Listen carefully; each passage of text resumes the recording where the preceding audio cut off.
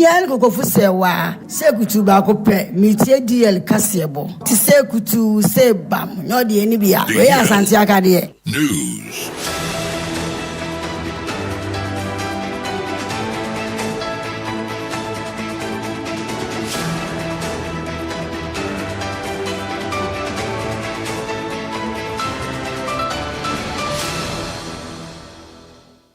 Yamamo akwapa efisha yen ewo Facebook and efense YouTube na yemfa kasebo no enchiremu ensomum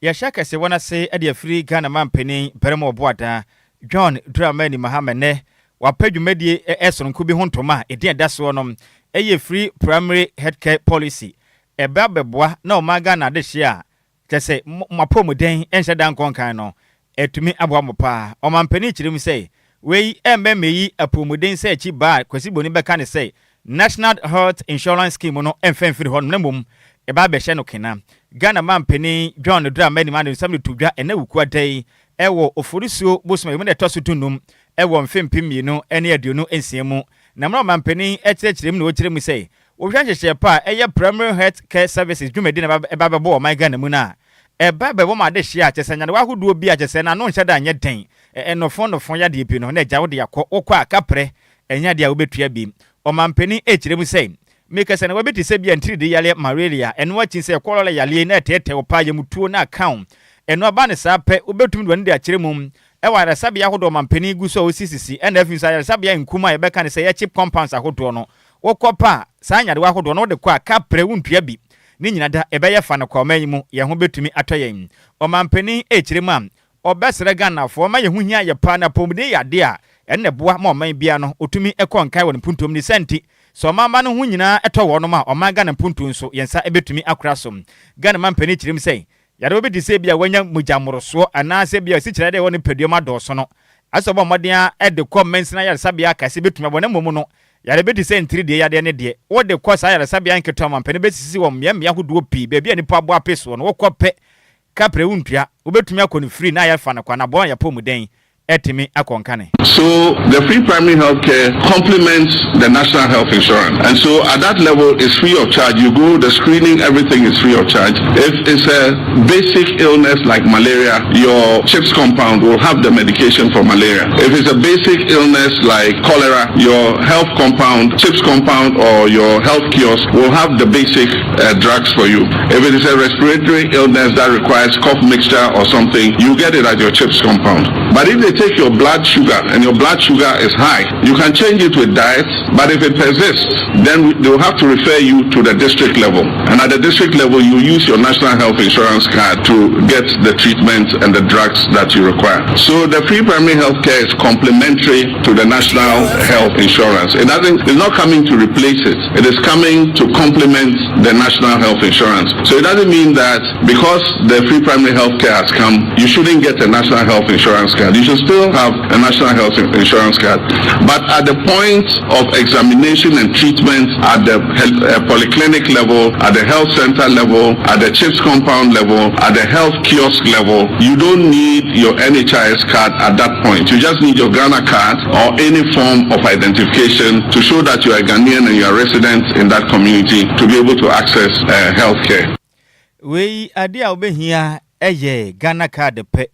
echredin okwa yare sabia ho no makapre nya de betua bi na eno wachi ene Ghana mampeni eto ne kasa so ne okiri mu sei hwehwe pa ode abai opese koboa na Ghana ni bia titiru ne yade no yesi ho kwampani ma ho kwan ema no emba kwasibo ni beka ne se preventive eno wachi nso se ebehu se yade bi eba ne yabo ye ho ban aboa se be ya yade no entimi enye kese akura o mampeni echire mu am empempensuo okwa yare sabia nkuma mu a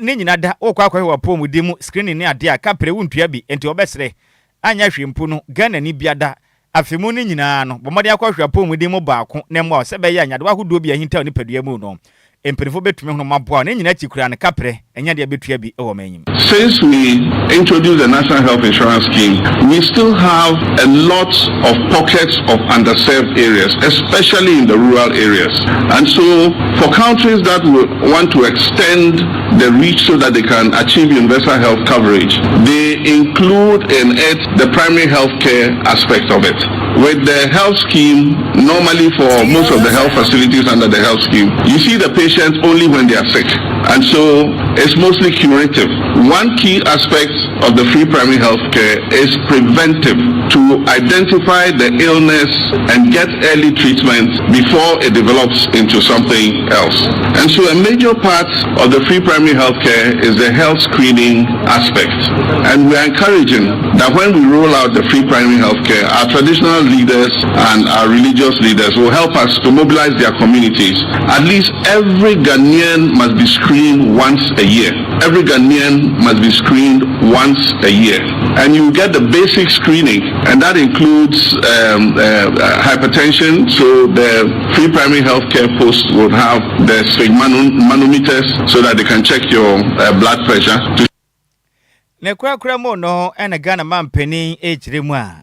obesere Ghana de hye hwe didie mu yim inyade pina yensaka ewoya edidie mu obi wo hono ma wapon adwuma anadwe nonson enanumere nonson okofie pe wakofre na yire oyiri mu wabre o se mepese medi fufu anadwe nti mesere wade bombode na pim fufu ma memfa nkwan nyina ho na metiti bi ne animre o mampeni ejiremu se yenya ne saa ade asasa anya hwimpo no kobrane bombode na piti kakra bi fa kan wano eni di pechesa anadwo baye nonson kwa anumere no ngotwe de wusi de ko vufuo de e ba na sa pomuden o de gura to prenti nyina ye mo na pomuden no enko ka be konkwanse ni diye eno na be boa ye na pomuden etumi akonka ne. How to change your lifestyle. I mean, if you are the kind of person who likes eating heavy foods, you are not physically active, you are sitting in one place, and yet when they give you your fufu or banku, you say it's too small, you want a big bowl of fufu, and you want to eat it every day. Sometimes you eat it at night before you go and sleep. All those dietary changes you'll be educated on. Please, by 7 o'clock, eat your dinner and don't eat again. If you are hungry, just take some cup of tea or something. Don't eat any heavy food. Banku in the evening, you come from work in the evening, and then your poor wife is tired. Come and do banku, come and stir banku for me at 10 o'clock in the night. Why? So an aspect of the free primary health care will be education on how to maintain a decent lifestyle. Eni a woti ye eye Ghana mampeni peremo boada John Dramani Mahama na ne kwakura mu no ena nkrabo premantemu soafo mekire Greater Accra Regional Minister oniminyamfo Linda Okronso ejirema ne ni ajepa se Ghana mampeni apadwumedie sunku wei ehontoma ne sante okirema we bebo pa matitiro ahonidie ho nsem akonkan kwasibo ne beka ne sanitation eno wachenso environmental health ya tena yeso be modde de ehuni na boa se be ya Omega na munyina ehuni die hu sensem be konkan ya pomuden so nyama konkan ede amaye. The fisherman in Ada, the tomato seller in Ningo Pram Pram, and about all of us knowing that when we need care, it will be there for us. Your Excellency, at the regional and local levels, we understand that success of this initiative will depend on all of us working together. I would like to assure you of our full support. We will work closely with our metropolitan, municipal and district assemblies to 1. Strengthen primary healthcare services, 2. Improve sanitation and environmental health, 3. Support community participation, and then 4. Ensure that every community, whether urban or rural, benefits from this initiative. Ladies and gentlemen, this policy is about us and it is for us. It speaks of our shared responsibility to take care of one another and to build a healthier society. On behalf of Nename, Kenaname, and the good people of the Greater Accra region, I wish to assure government and all stakeholders of our readiness to support the successful implementation of this initiative. Eni a woti ye eye nkran pompremantemu soafo oniminyamfo Linda Okrum. Yantu akase bono so yemfi ani fankyire mu ewa disua sensem na oman Ghana kyekire fo omoden akwesua pon ahodo akọ teacher training colleges ahodo akosua de abo homa enyanimde o mosafata sei wo mbekira de a oman Ghana mpenimfo ama omutumi krata so monko kira de mpenimfo kire sei mpenimfo fo madwuma ewo mfempem ye ne adu 2024 ana mo fa adwuma se monko ya kyerɛkyerɛfo nanso wono ma kira de sai konfie mienu ntam ni ekire di market tua no akwa hwene muhwi wono mo nsanka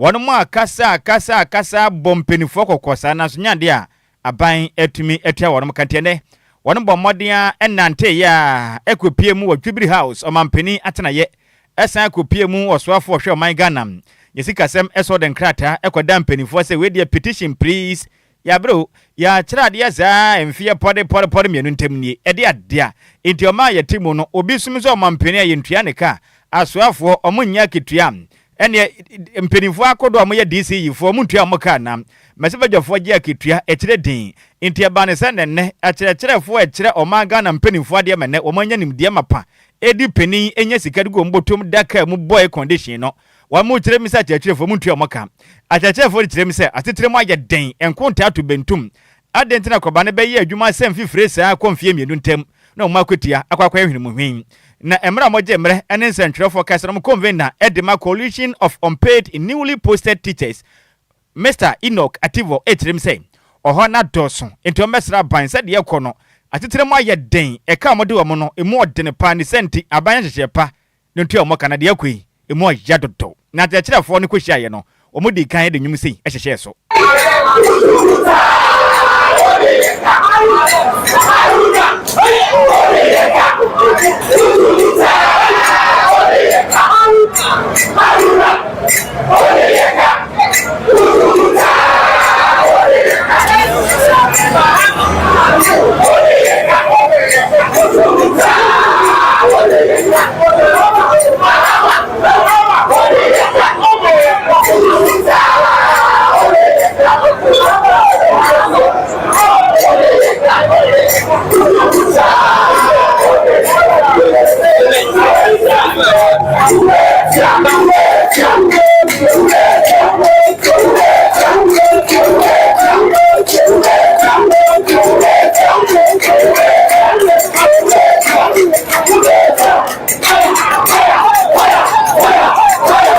enti akyerefo no muhia ye no omonyomo tonde de ni mumme omotwe ye no eno ene de asumene no achi no ene convener edema kuni Enoch Ativo edin semse agency ntwerefo and as a matter of fact we know that with a single call from the president latest by tomorrow or by the end of the week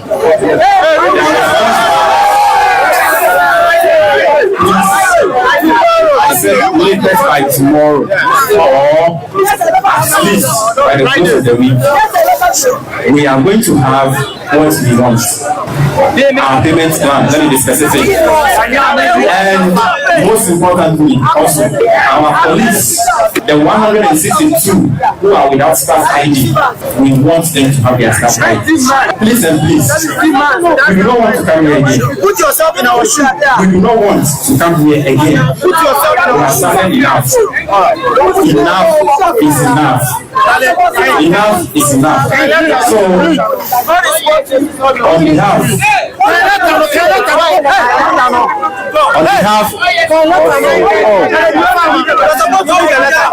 of my colleagues,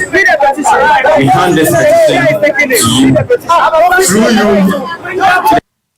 Eni a woti ye aye convener edema akyerefo a oman mpenimfo afa omadwuma nanso bosumdua o maketua wono monsenka ono eneda wono ma no se o mokasa mafo ne den ede Mr. Enoch Ativo ena wote ne nkan na ene wachi ana kyerefo a mekeso mokaka adwamu a wono akyerade a ekonfie mienu ntem nanso bosumdua oman mu mpenimfo entua wono moka no ekirem se mu oja ebi wono ma no ofrinka beprema ntem mpenimfo de na kwa akwato tamale ene wo kyerade ade na wo kyerɛ no wakwa han dan wotem na didie mu kyesa ho kyerɛ pewa abesan wo mo so na no de ne senti de adure no konta to bentum abenya bibi emu ba kokora ka se kyerɛ mi sɛ edu ba bia wo ma wo fo kokora mpɔ nim so musika na ba nanso adwa man asasa ne nsamnom nti ɛna mu nya sika de biada wo mtata abusuafo so mu nya sika ne senti abaya nya bibia emu ya pa je ya me jakra ne se me ne mekeze ba ko no the same place ye tia ne ka se so no timi ko fie se fio omu se me useless because like omu se sika me je a me de kwase ampa bra na se me debo enso se me meti we ni sa no me no hye ye so ahu na mo ma ya nka se ye nkwa wo ye ma mu se e ya re hosem enti esere omu ntie ye na omu entia ye kana sika we no enye sika bia e bro man yi so enti yentimi ntia ye ka mayen so so at least yem fa ni je enkyere nkwala nketo ade me so bewu nkwala ye kire o ma de we kura na se a o we be ho sometimes ya na wase wuyi sika na ade atompa wa ade amakwala sometimes just wa na kakran eni me mo oden enti o mu hu nipa mobo because sa amane sa ade a eni ma be kwatia ye pa ye teacher ni e wo English Islam ye juma 14 months ye post ye juma after any 6 months after ne bosomi nsi echi ansa na me index number abai ni cha ye cancel cha ye bosomi ba akopɛ yares after ne bosomi 9 ni num ne de wan fa amaye ana ma ya to ye ho asi abonten ne ye sega na penny for say omu cha yares ne ma edos ye ne nurses for ni nyina ye kwa ye start adwuma ja nurses na omu ye demonstration ba akopɛ mu de omu payment plan about teachers ye demonstration ya press ye come ye executive for omu meeting but obia sem papa bia mfrumu ba ma program tired teacher adwuma no kwa ma minu me hokwa se me chisi professional me nyimu nyina me de kwa adwuma me call NNC as early as 6 o'clock da me call by 7:38 na ma pona me say go school me me am call maternity leave 10 months me ja me ba wo fie me say chwade ni nyina mo fa yesika ma ye I'm getting tired my bread teacher jumana nes my bread I'm che yesika ma ye ne on che yesika ne yesika ketu we free Ghana yesika nim che can sorry and something we've worked for yes ya ye jumana and we deserve to be paid on che can ye on che yes wrong na kire se emu ya pao kofifa teacher ni ba ko na osu no de na okasa isi ya ne ho ye mmobo pa o kire mu adwuma de o maye marketia no empenifo amfa ma ne mu ya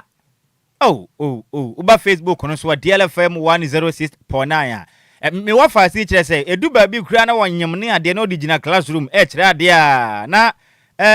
boso me aso no ka gina kwetua kire din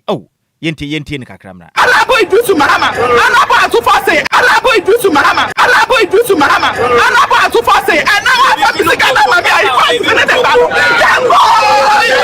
me ya Ghana ni ya wo me ati Togo me nya Lebanese me nya Niger ni me ya Ghana ni mapa aya wo me wa Ghana ha mako school me na me ahwe me papa ahwe me mako school afa dia me wie ya posti me sa me fa ya ejuma ma me my Ghana me som no afa dia ma ya ejuma afini echire ani me yem ba na me be se me yem me tra moto so e we klase tu na me dia kwa ejuma baby me ya ejuma baby me akasa na me wo kofo odua ani ya transfer me call baby na current me ye me ko high dan ene wa ha dan ni sika sem nyina ayabasa efie wuretu no enti aban emwa won we ya kyerefo ni bi ena wote won mun kan ensem we mo nom ena osoafo be de kyere no ena wo hwe omaga na sika sem so me deputy finance minister Dr. Thomas Nyako Ampem ebo moden eje akyerefo nkrata de tum no kyerem am yamfanto akyerefo nanim emprefo ne japade agwa akwam a enche biam wonu makwetia wonu sabeka be hye ase e de afiri me bosum na se kotoni ma bosum nim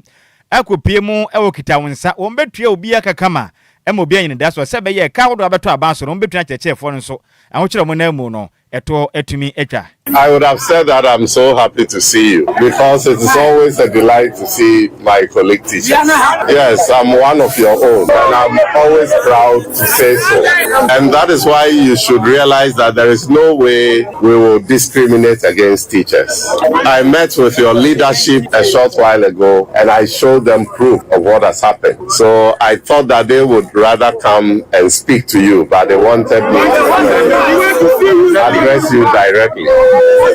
So you recall that sometime last year, some of you came to the previous Ministry of Finance. Subsequent to that, Cabinet approved that even though your financial clearance expired and that you could not be onboarded, the Finance Minister should take steps to issue another financial clearance for you to be properly recruited. That was done and you started receiving your salaries. What is outstanding is the arrears that had accumulated over the months before you were put on the payroll. I showed your leaders who came to meet with me in the office because your concern is that you have credible information that your colleagues in the health sector were going to begin to receive their accumulated arrears from April. So I showed them that indeed we received the request from the Minister for Health dated 2nd February, and we have processed. So on the 26th of February, the Finance Minister wrote to Controller to begin the payment of the arrears for the health professionals. And the arrears has been staggered into 4 installments. So this April, all things being equal, they will receive it. We have subsequently received a similar letter from the Ministry.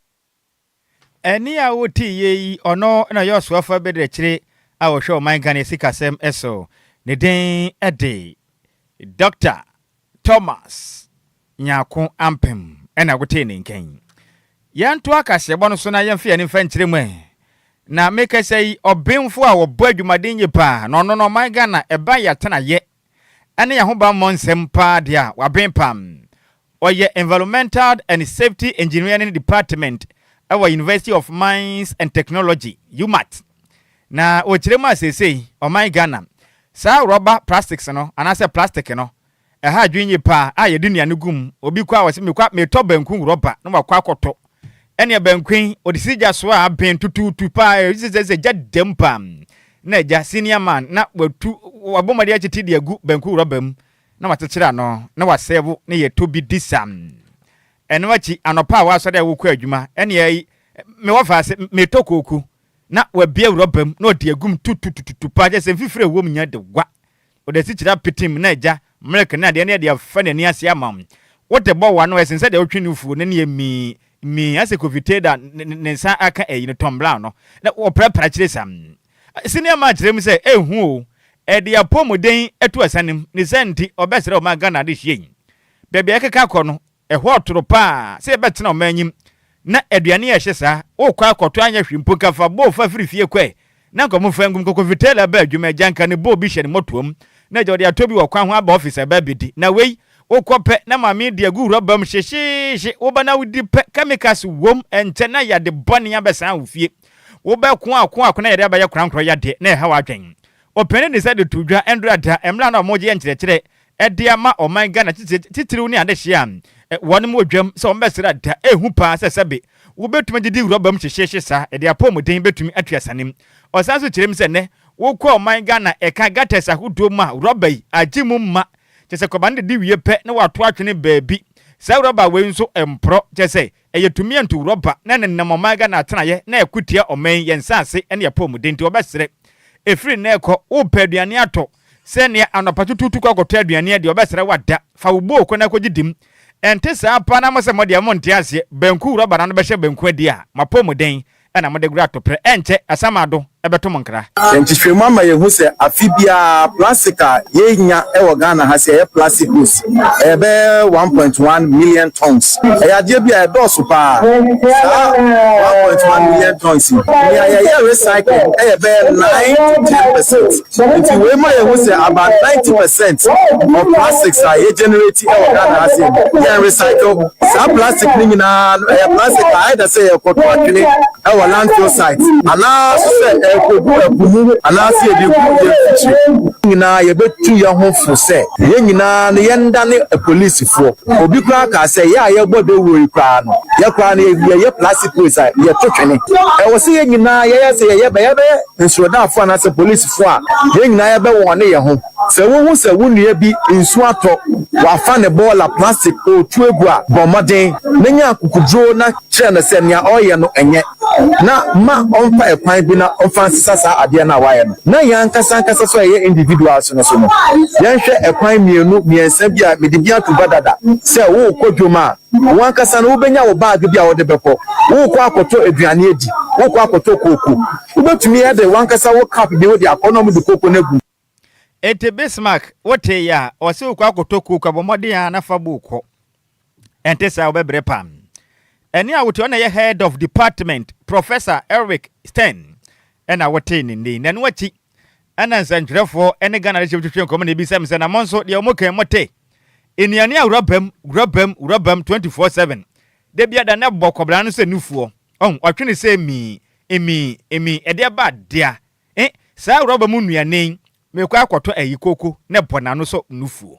mususu sen mususu de akwaso yesi anyo de na mo kan fa ho pa no edosu enti we best se bi wo ho a aban no betumi aka mi school for na bom na omwa je na ye yi a omwa na ye Nhyiraba no mfemfe system mu na politin aye fans aye ka no paper bag no kwa no e ba ankaye paper bag no say nso ta be fo e ba ni na be ko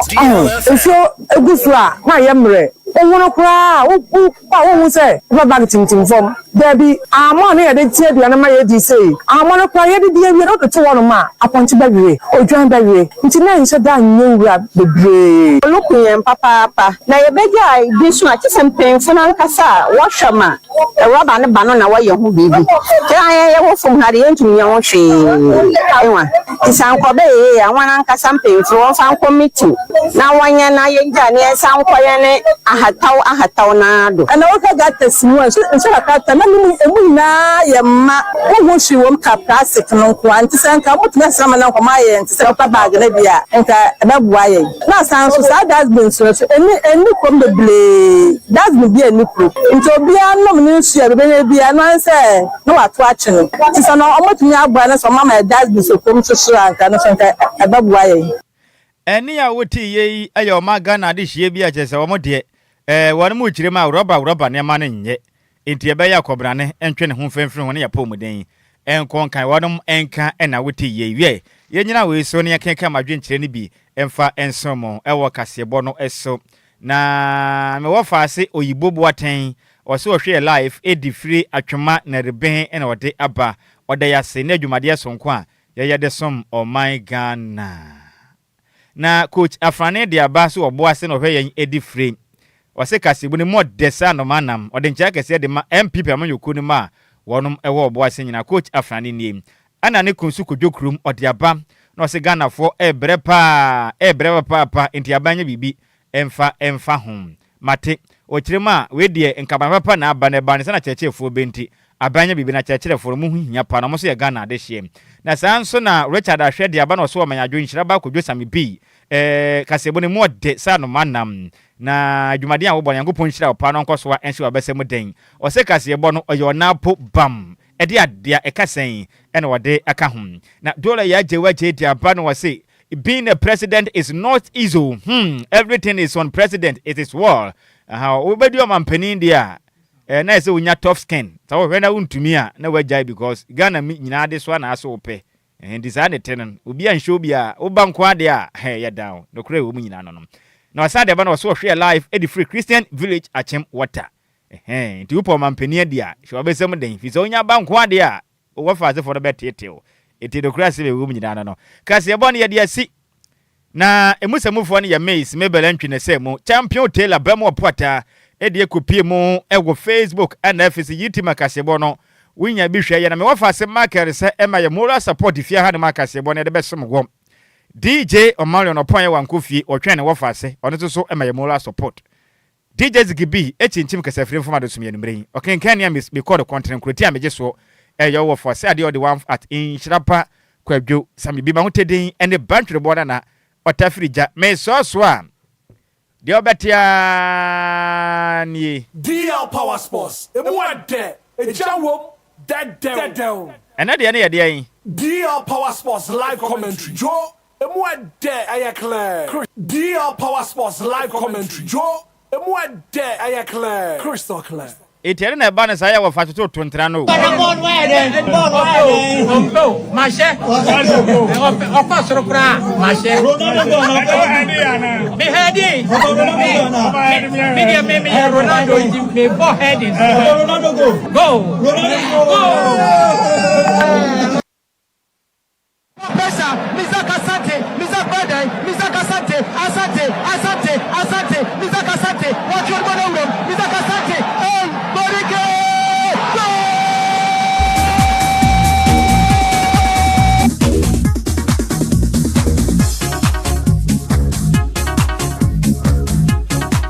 me wafa se for na tenase Bismarck Mampize enrada me wafa se na orane commentary na nso na waye so emotional ekwan Barcelona de ne fa so no otibi hwian ye pa obi abisa me na so nhyira na Bismarck o ye Barca fan na because enra mra Barca for share 2 goals no na ho ke kan je se otumi tiam za na ne voice ne kro twen ma bio e Awurade Nyankopon Kenneth wafa eti saying oh nyame adom bibia de na kwemu kama Bismarck wafa e hye de oh yes ese na wotena dwam ho yes na se de tie no ho se de ne mo ekro no menim se na ye danya omo mbekọ fikesi mu no omo hwe ni yi mbo omo kokọ aden Madrid ebekọ akwhye Bayern Munich oh yes ombe yi omo afrim asam kese na kan yo na me ka kire wo boys ni ti oh Vinicius mo be ya adwuma no